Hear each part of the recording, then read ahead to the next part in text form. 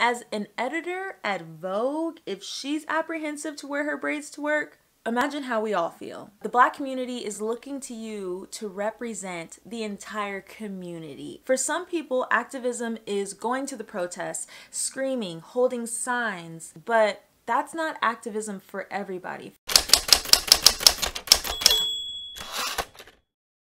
Hi everyone, welcome to this video. My name is Tyler Simone and you are watching Reading in Black. First and foremost, I want to say hello. Hi, especially to my new subscribers and of course to those of you who have been here since the beginning. I missed you guys so much. I'm sorry that I've been away for so long. There's been a little bit of a lot going on with me, but I won't get too much into it because that's not what we're here for. But I will link a video down below. It's a life update that I put on my personal YouTube channel about a week ago, and it's just talking about, you know, my mental health, what's been going on with me, and it'll be there if you're interested, so check that out. We are here for a book review. We're going to be talking about More Than Enough by Elaine Roth, and I am so excited to talk about this book. I recently finished it maybe about a week and a half ago. I loved this book. If you haven't read this book yet, I suggest you do, especially if you are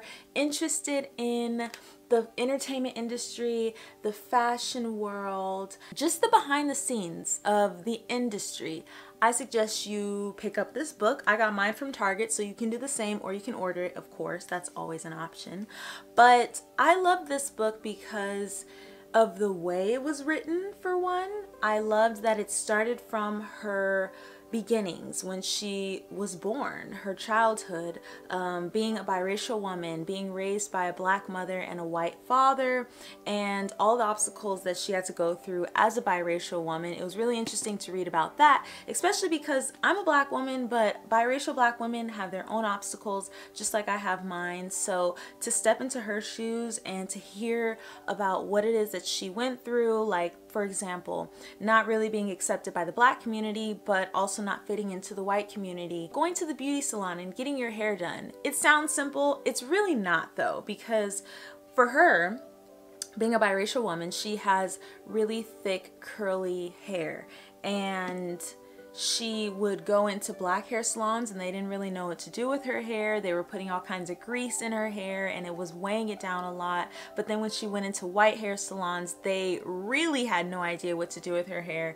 I love this book because of the different topics that she brought up that I had never really read about in a book before in the way that she wrote about them. So because it started from her childhood, growing up, going to high school, and then going to college, and then getting into her career, I just felt like I was able to relate to her a lot. She talked about the first love that she had in high school and how he disrespected her and he didn't treat her the way she was meant to be treated, not really knowing what she wanted to do. When she graduated college, feeling lost, feeling like she was running out of time, and I completely related with that as well. I don't know why I didn't do this at the beginning, but I want to tell you a little bit about Elaine Roth and why I decided to pick up this book in the first place. She was most recently editor-in-chief of Teen Vogue, where in 2017 she became the youngest person ever appointed editor-in-chief. That's one. And the first African American to ever hold the post of Beauty and Health Director at a Condé Nast publication in 2012. And that is a huge deal because Condé Nast has been around for over 100 years, and for her to be the first African American to ever hold that title is a pretty big deal. And she goes into it in the book being the FOD. The FOD stands for First Only Different, and as magical and amazing as it is to be the first of to ever do something, she talks about what that comes with and the pressures. She talks about what it's like for the world to watch you and for you to be expected to say the right things at all times. When she started talking about it, my heart was beating and I felt the pressure because not everyone knows what to say all the time, and they don't always know the right way to say it so that it's not offending anyone. And I found it really interesting for her to talk about this as a Black woman because, like she was saying in the book, when you make it when you make it and you hold a really significant, powerful title such as a top beauty editor, when you become someone in a powerful position, especially as a Black woman, the Black community is looking to you to represent the entire community. And if you can imagine what that means and what that feels like to hold all that pressure, I can only imagine what that feels like. And she talks about that, among a lot of other things. You know, I am going to go over my notes and talk a little bit about the things that stood out to me the most in this book. What I love about Elaine is that she is still a work in progress, and she's not afraid to admit that. And she admits it throughout the book multiple times. She admits that she's not perfect, and she goes into all the obstacles that she faces throughout her life, and that is a testament to not being perfect, because perfection does not exist, as we've learned before. I love that she includes little tidbits about taking care of natural hair, such as the best way to cut or trim natural hair, because others can get a look into our beauty processes and hopefully learn something new. So I love that she went into the obstacles that she's faced with her hair and wearing her natural hair out. She goes into the way that she would go into interviews early on in her career. She would slick her hair down into a sleek bun, which I do love a good bun, but it's the intention behind it. And she talked about how early on in her career, she really tried her best to make sure that her hair did not offend anyone. And I don't know if you guys know this, but as a Black woman, when you go into corporate America, when you're in the working world, a lot of the time your hair is a constant thought. You're thinking about how you should wear your hair. You don't want to offend anyone. Is it too big? Are people going to question me about my hair? Are they going to understand that the braids that I have in my hair right now are not my real hair? You know, people are constantly asking about your hair. Can I touch your hair? Hair is this constant thought, and she talks about that. And throughout the book, she gets more comfortable with her natural hair. And when she got her job at Teen Vogue, she intentionally wore her hair out and she wore it big. And I felt like this was a testament to how comfortable she had gotten in herself and in wearing her natural hair. So, one of my favorite parts in this book was where she talked about activism and what activism looks like. It was a really, really interesting take on it, and ever since reading it, I view activism entirely different. She says, I also realized that in order to truly change an industry from the inside out, to rebuild broken systems and to change hearts and minds, it takes more than just one voice and more than just one way. We need people who are willing to call out justice face to face on the front lines. I recognize that my activism would look different. As an editor, especially now in an influential post, I had the power to help change the narrative through storytelling. And I love that she talked about this, because right now in the world where everybody is fighting for something, we're fighting for Black lives and for equal rights. Activism is a part of our everyday life, and I love that she said that activism looks different for everyone. For some people, activism is going to the protests, screaming, holding signs, marching, but that's not activism for everybody. For some people, like Elaine, activism is using her voice and using her position as a writer and as an editor to tell stories, and to tell stories that matter right now, and to elevate Black voices and people of color. That is what activism looks like for her. And I don't know about you guys, but at one point in time, I started to feel like I wasn't doing enough. As a Black woman, I wasn't posting enough. I wasn't sharing enough. I wasn't talking about what was going on enough. And after reading this part in the book, I realized that I should not be feeling like I need to be going to protests if I don't feel safe doing that. And neither should you. Nobody should. You shouldn't feel like you have to post every single day. You shouldn't feel like you have to go to protests because other people are telling you that that's what you need to be doing. If activism for you looks like correcting people in your daily lives, sticking up for Black people when they're not in the room, if that means sharing posts on Instagram, if that means posting a YouTube channel, sharing your thoughts, then let that be your activism. But don't feel like activism is only done in one way and one way only, because it's not true. I love that she brought this up. It really changed my idea of activism, and it made me feel a lot better about me and how I feel about sharing my thoughts on what's been going on in the world. Chapter 16 was by far my favorite chapter because she talks about her hair. She talks about wearing her hair in braids for the very first time. So I really enjoyed this chapter because it's just not something that you hear about, especially in an entertainment industry, the print industry, just the industry in general. You don't hear about what that's like to wear your hair for the very first time. And in an industry like this, where she is the beauty editor, you would think that people would be a little bit more knowledgeable about beauty in the Black community. They might know more about it. You know, they're experts. They're supposed to be the top editors, the writers. They're supposed to know about Black beauty and protective styles and natural hair. Absolutely not. So she says that she was apprehensive to wear braids to work for the very first time. And as an editor at Vogue, if she's apprehensive to wear her braids to work, imagine how we all feel. Okay, that's all I'm gonna say. Someone asked her, how did your hair grow so fast? She had a fellow beauty director petting her braids and marveling, asking, is all of this yours? And I don't know how you guys feel about this. If you're not Black, you wouldn't know what this feels like to be in this situation. But to be at Vogue and to have a beauty director asking you about protective styles and asking, is all of this yours, when just a few days ago your hair was, you know, this short, now it's this long, for them not to understand how that's even possible is bizarre. And she talks about that. The last time she'd seen me, just 2 weeks prior, I was only 3 inches into my grow out phase after chopping off my long curly hair.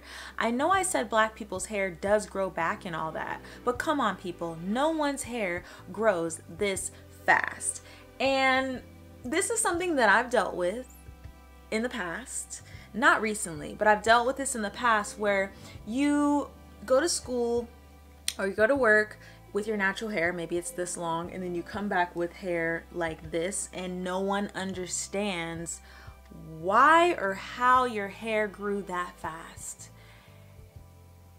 It's not real. It's not real, and it just goes to show that the beauty within the Black community, protective styling, and the things that we do to our hair is just not shared in mainstream media because nobody gets it, nobody knows, but it's because nobody talks about it. And as a beauty director, a fellow beauty director, for her to be questioning, is all of this yours, it is surprising, I'm sure, to Elaine at this time, because it's like, for you to be a top beauty director, you should know all of the facets of beauty, not just Eurocentric beauty standards. You should understand beauty standards within every type of culture in order to even have that title as a beauty director. You need to know all different types of beauty, right? As a Black beauty director, I was expected to educate myself about every kind of beauty, paying particular attention to the Eurocentric beauty that was pleasing to advertisers and revered in pop culture. This was one of my favorite parts in this chapter because it's so true. In corporate America, as a Black person, you're kind of expected to be able to adapt to the culture, adapt to the way in which the offices are ran, adapt to the language, adapt to the lack of Black culture in your offices in order to exist there, in order to survive, and in order to be successful in that space. You have to adapt. But what's frustrating is that no one does the work in order to help us feel comfortable. We kind of have to mold ourselves in order to survive in corporate America, if that makes sense. We can't necessarily be our full selves because, one, people don't understand it. Two, we feel out of place because nobody around us is able to relate to us and we're not able to relate to anybody else. There's a lot of different reasons why, and it can be really uncomfortable to work in corporate America as a Black person because you're constantly trying to make sure that you understand how to make everyone else feel comfortable. And she talks about trying to make herself feel small, and that's one way that she was able to get to where she ended up was making herself less offensive to everybody else. And I think that that is a constant issue for Black people when it comes to working in corporate America. At one point, she talks about cultural appropriation and the magazine getting backlash for cultural appropriation. And I find this interesting because you never really hear about what it's like on the other side of things. You know, we are on Black Twitter, we are on Instagram, so we see the posts about a magazine cultural appropriating a certain culture, but we don't know what it's like on the other side for them. And it was interesting to just hear her take on cultural appropriation and the fact that sometimes on their end, they're trying their best to do the right thing and it doesn't happen. They miss the mark. And I love that. I love that she included that. I also love how she spoke about how some of the staff was nervous for backlash because of previously being called out for cultural appropriation. But if you've been called out for cultural appropriation in the past, why wouldn't you do what you need to do in order to hire on people to help you figure out what is cultural appropriation and what is not? Why would you not do the work and hire Black models who already have natural hair instead of doing something that will possibly offend Black people? Why is it that there is even a question as to how to go about this? That just seems like the natural solution. Hire on people of color because they know people of color and they know the culture. It makes sense. That's what makes me feel like y'all don't want to change, because it's simple. Just hire on people of color. But anyway. And also, cultural appropriation would not happen, I hope it wouldn't happen, if you had a person of color in the room to begin with, because they would tell you, hey, maybe don't do that. It's gonna offend my culture. Maybe do this instead. And that's why a person of color is necessary. They're needed in the room to help you make sure that your publication is not cultural appropriating another culture. Right? Yes. Oh my gosh, page 216, she talks about systemic exclusion. And this is one of the behind the scenes situations of the industry that I don't think a lot of people see or understand. Systemic exclusion basically makes it so that the same people are being hired over and over and over again. And the problem with this is that you're not including new voices and fresh talent and fresh faces, and a lot of the time the people that are working in this system are not connected to the content at all. These people have no background on what it is we're talking about. Oh my gosh, so get this. She says, typically at Teen Vogue, the photographer, often a white man, had the final say in determining the hair and makeup team. First of all, why? Why? That to me explains why you see some of these advertisements and the hair and makeup looks a hot mess, like nobody did it at all. It explains it all. The problem with this process, as I saw it, was that it reinforced the same hires again and again, making it harder for anyone who wasn't already considered a fashion insider to break into the most exclusive editorial ranks.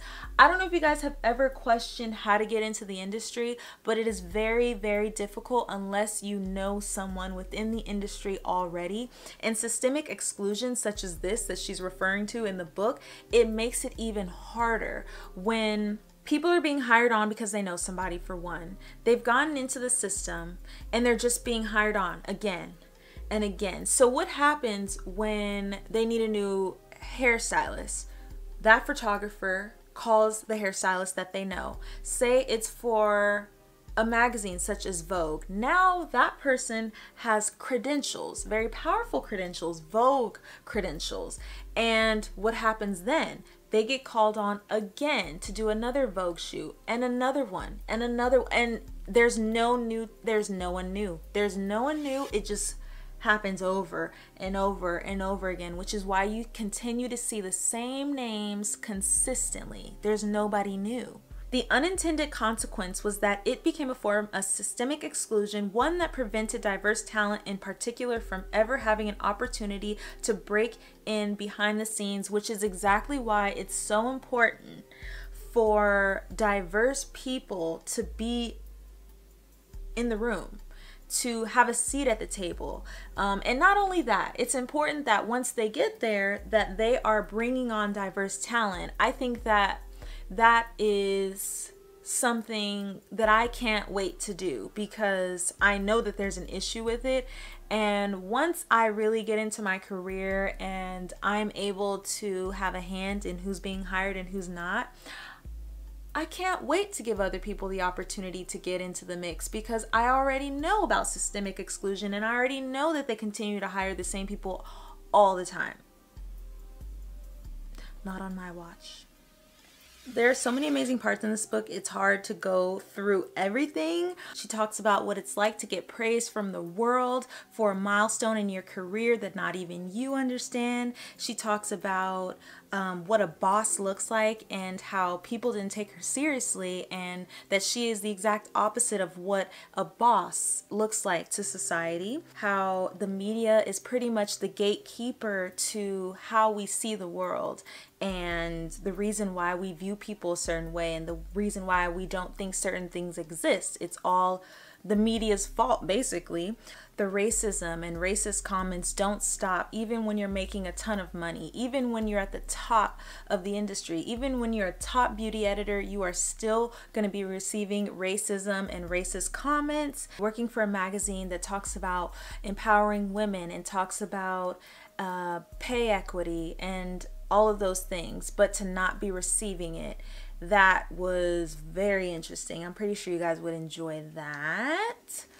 All in all, this book has really opened my eyes to the industry as a whole. It's given me a new perspective on biracial women, a new perspective to just see the world from, and it's actually made me more comfortable in the things that I already believed as far as activism. Like I was saying earlier, I just feel more comfortable in the way I've gone about talking about social issues and all of those things. So will you be buying this book? Let me know down below. If you are anything like me, someone who enjoys getting behind the scenes look at the industry and what goes on behind the scenes, I suggest picking this book up and giving it a read, because you will not be disappointed. It is also just a great way to get a new perspective on someone else who's just not anything like you. In this case, a biracial black woman. It's super interesting. I will be keeping this handy because I don't know if I've said this before, but I really do view memoirs, and especially memoirs written by people of color, like a blueprint to life, because I just gain so much knowledge from the things that they've gone through, mistakes that they've made. I make sure that I don't make the same mistakes if I can help it. I truly hope you enjoyed this book review. I'm so happy to be back here with you guys. I missed you so much. I miss doing these reviews and talking about books. I feel a little bit more settled now, and I am ready to just get back to making videos. So once again, hello to all of my new subscribers, and hello to all of my OG subscribers. Thank you guys for sticking with me. Make sure to follow me on Instagram at reading.in.black. You can also check out my personal YouTube channel if you want to. You don't have to, no pressure, but it's there. And I'll be seeing you in my next video. I hope you have a great day. Bye.